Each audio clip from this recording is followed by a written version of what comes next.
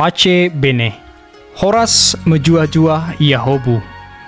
Saudari-saudara, selamat datang di channel Jejak Misi. Dalam channel ini kita akan menghadirkan kembali kisah para misionaris kita yang sudah menanamkan benih iman, terutama di Keuskupan Agung Medan. Sebagaimana kita tahu, berpulangnya Pastor Leo Joosten sebagai misionaris terakhir menjadi penutup dari era misi di tempat kita. Barangkali kita tidak akan pernah lagi kedatangan pastor Belanda yang berbadan besar, berkulit putih, berhidung mancung, dan berjenggot panjang. Seraya bersyukur atas karya yang tak terbayar itu, kita patut mengenang mereka semua. Sebagai pembuka, kisah Jejak Misi ini akan menghadirkan kisah Pastor Leo Joosten yang masih hangat dalam benak dan hati kita. Pace bene.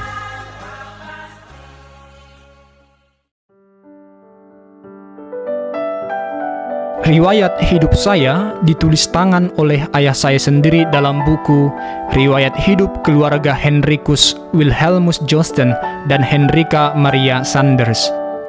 Berita kelahiran saya termuat dalam halaman 125 yang tertulis, "Dengan demikian, tiba pada waktu itu bulan September, tanggal 9 September 1942, lahirlah Leo. Syukurlah semuanya berjalan lancar, ibu dan sang anak baik-baik saja. Ia seorang laki-laki yang besar seperti bisa kita lihat sampai sekarang. Ia bertumbuh menjadi besar, dan siapa yang dapat mengira bahwa anak ini akan tumbuh berkembang menjadi seorang imam misionaris. Saya lahir di Nederwetten, Belanda, dalam situasi Perang Dunia Kedua, sebagai anak ke-10 dari 15 bersaudara, 8 laki-laki dan 5 perempuan. Abang saya yang sulung meninggal pada usia 2 tahun, dan kakak saya yang ke-9 juga meninggal pada usia bayi. Saat itu negeri Belanda sedang dikuasai oleh Jerman. Saya masih berusia 2 tahun, tatkala ada konfrontasi antara tentara Jerman dan tentara sekutu dalam operasi pembebasan dari Perang Dunia Kedua. Baku tembak terjadi berhari-hari hingga masuk ke arah Eindhoven, lalu ke Nederwetten. Orang tua saya sangat ketakutan akan terjadi sesuatu dengan kami anak-anaknya. Maka mereka bersama tetangga segera membuat galian di bawah tanah untuk berlindung dan bersembunyi. Suatu malam, proyektil yang membara mengenai atap rumah kami yang terbuat dari jerami dan membakarnya habis. Banyak ternak yang mati, dan tank-tank perang meninggalkan duka dan kerugian mendalam. Namun saat itu, saya melihat orang tua saya sangat bersyukur kepada Tuhan karena kami semua anggota keluarga selamat dari bahaya. Rumah kami tidak diberi izin untuk dibangun kembali. Akhirnya kami sekeluarga untuk sementara tinggal di kandang ayam sembari menunggu izin pembangunan rumah dari pemerintah. Sekitar 2 tahun kami mengungsi di sana. Saya masuk sekolah dasar ketika berusia 6,5 tahun dan tamat tahun 1955. Sekolah kami tergolong memprihatinkan. Namun ada satu pengalaman yang saya ingat tatkala menjelang akhir sekolah dasar. Guru Jansen bertanya kepada kami satu persatu, akan menjadi apa kami kelak. Sebagian besar kami mengatakan ingin menjadi dokter, menjadi pilot, dan lain-lain. Tiba giliran saya mengatakan, saya ingin menjadi pastor misionaris. Banyak mereka yang memuji, tetapi tidak sedikit juga yang tidak percaya. Saya diterima di seminari menengah Oosterhout pada tahun 1955. Seminari ini dikelola oleh Ordo Kapusin, dan saya sudah lama berkenalan dengan ordo ini, sebab paman saya juga adalah seorang pastor misionaris di Sumatera Utara, yakni Pastor Restitutus Marinus Joosten. Saat itu saya diuji oleh Pater Fructuosus van Lingen. Hasil tesnya sudah bisa saya prediksi, sebab kualitas sekolah di Nederwetten tergolong rendah. Hasil tesnya berbunyi, kalau masih ada tempat, terima saja. Tapi kalau tidak ada lagi tempat, tolaklah dia. Rencana Tuhan berkarya saat saya akhirnya diterima, walaupun akhirnya menjalani 1 tahun kelas persiapan. Saya berangkat ke seminari sebagai seorang anak yang berumur 13 tahun, dengan berpakaian rapi, dengan celana plus 4, yakni celana longgar yang pada bagian pergelangan kaki menyempit dan dimasukkan ke dalam kaos kaki. Di seminari saya sering ditertawakan karena sepatu saya terlampau besar, sebab saya memakai sepatu abang saya, dan hal itu memang biasa di kampung saya, tetapi tidak untuk di seminari, dan saya sangat malu. Hanya 3 kali setahun kami boleh pulang kampung. Ruangan tidur menjadi tempat menangis para seminaris beberapa malam setelah libur karena rindu. Kadang-kadang terjadi pengalaman hidup di seminari yang menegangkan. Rektor seminari saat itu sangat disegani dan ditakuti, yakni Pater Latantius van de Wever. Pernah kami dituduh mencuri sebuah mantel saat semua murid seminari pergi jalan-jalan ke kota Oosterhout, dan saya bersama 2 orang teman tinggal menjaga rumah. Malam itu, mantel yang mahal harganya hilang dari tempat penitipan, dan kami dituduh mencuri dan harus menghadap rektor. "Tidak mungkin orang lain yang mengambil," kata Pater Latantius. Ia mengancam kami dikeluarkan dan sebagai hukuman kami disuruh berlutut berjam-jam di depan kamarnya. Setelah 2 hari kemudian, tertangkap seorang pencuri yang datang dari luar. Kami pun dibolehkan kembali ke seminari. Namun, tidak ada pernyataan maaf dari para pihak direktur.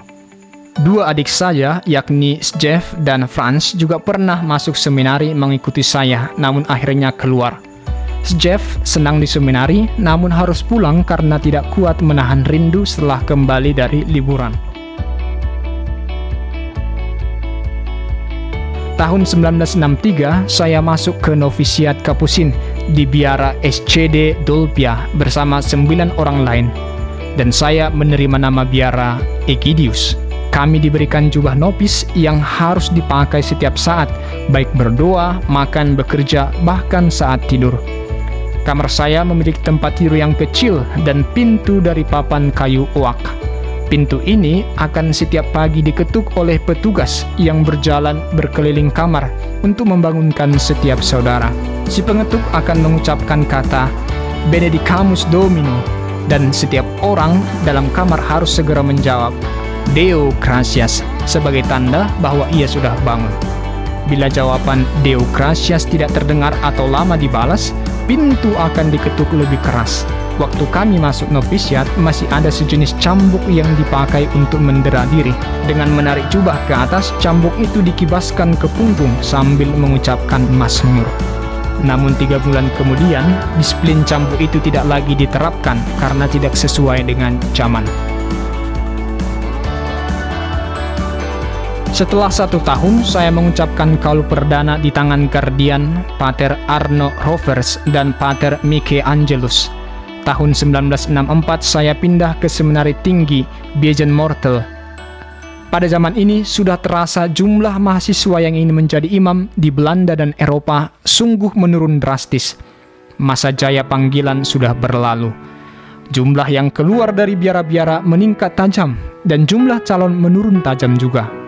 Dari 10 orang kami dari masa novisiat, tersisa 3 orang bertahan. Saya masih ingat, Jacques Wichenen menulis betapa sedihnya ibunya ketika memberangkatkan dia ke novisiat. Di buku itu tertulis, "Anakku, kalau kamu tidak senang di situ, kami bergembira kalau engkau pulang." Kaul kekal dilaksanakan di Tilburg, dan tak terasa pentahbisan imam akhirnya tiba pada 28 Juni 1970. 3 orang kami yang akan ditahbiskan, yakni Leo, Anton Mars, Han de Visser, pergi menghadap Uskup Den Bosch, yakni Monsignor Blusen. Uskup dengan penuh sukacita menyambut kami dan segera membuatkan kopi. Ia mengatakan, "Sekarang saya sendiri yang mengambil kopi untuk kalian bertiga, karena sekarang lebih banyak orang datang ke kamar saya untuk mengatakan bahwa mereka mau meninggalkan imamatnya daripada meminta untuk ditahbiskan menjadi imam." Pada Minggu 5 Juli, saya memimpin misa perdana di gereja Santo Lambertus, Nederwetten, yang dihadiri meriah oleh umat sekitar. Tak lama kemudian, hal yang saya cita-citakan akhirnya tiba. Minggu 10 Januari 1971, saya mengucapkan janji dalam misa pemberangkatan misi ke Indonesia. Saya menerima salib dan surat dari provinsial, yakni Pater Alfred van de Wever. Khotbah provinsial saat itu masih saya ingat bahwa saya didukung untuk meneruskan misi dengan meneruskan semangat yang dibawa oleh Monsignor Matthias Brands dengan tidak memaksa orang Batak menjadi Katolik dan menghormati kebudayaan luhur mereka. Saya berangkat pada malam hari 18 Januari 1971 dengan pesawat nomor penerbangan KLM 845. Saya berpisah dengan orang tua, keluarga, dan teman-teman. Mereka ikut memberangkatkan saya hingga mengantar ke bandara. Misi ke Indonesia akhirnya dimulai. Inilah cita-cita saya sejak dulu.